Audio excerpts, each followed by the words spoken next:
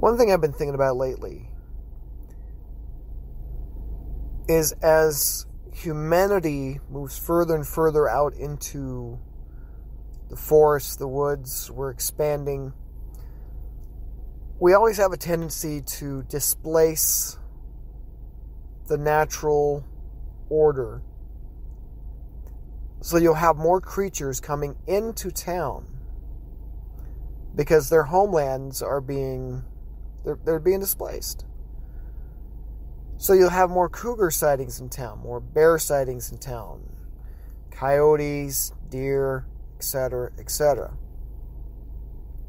Now, as we're moving out and we're displacing wildlife, what are the chances we're also displacing the cryptids? Now, a while back, I was approached by a woman in a store, and she saw my Bigfoot tattoo, and she said, "Hey, do you know that there's a family of Bigfoot in the backwoods of town here?" And I said, "Well, yes, me and my crew, we had seen 3 of them one day, and we had kind of observed them for a couple hours, and then we left." And she said, "Well, my farm is in the backwoods."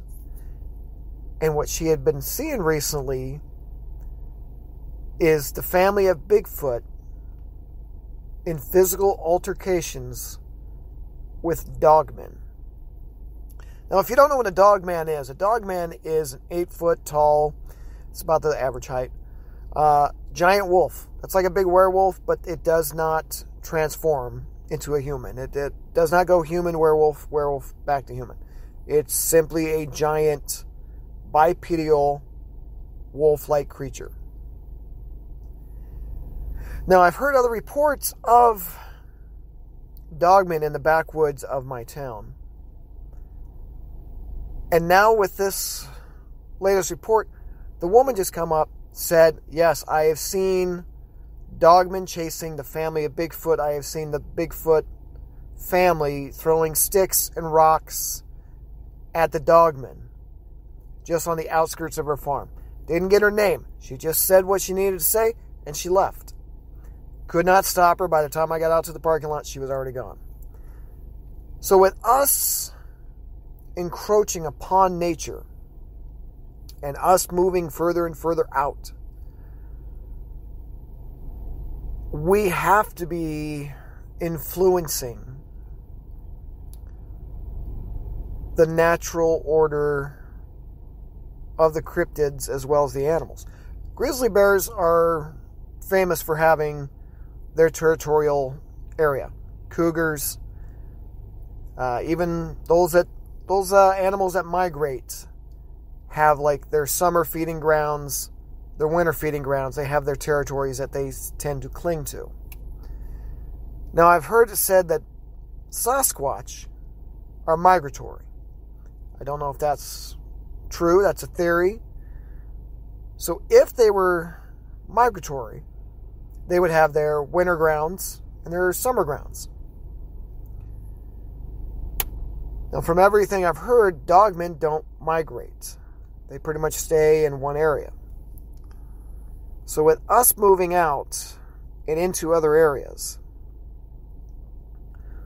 what are the chances that we are driving each of these cryptids out of their own territorial bubbles? And now those bubbles are colliding to where the fact that they're having to fight for dominance in an ecosystem. Now, this theory can also go from Bigfoot, dogmen. We can even go with sea creatures. As we pollute the ocean and we make more blooms of algae, are we pushing certain sea creatures further out into other rings? What are the chances of, say, a western Sasquatch meeting, say, a skunk ape from Texas?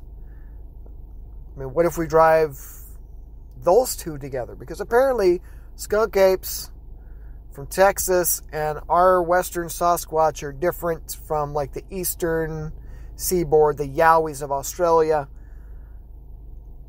I think what I'm trying to say is there are different varieties of cryptids out there, and as we move further out, are we driving them into each other's zones? Now, the polar bears and the grizzly bears have been mating and creating a whole new species of bear, because the polar bear's habitat is dwindling and they're moving further south in the grizzly bear country. So what are the likely chances of us finding some crossbred cryptids in the future? Things to think about.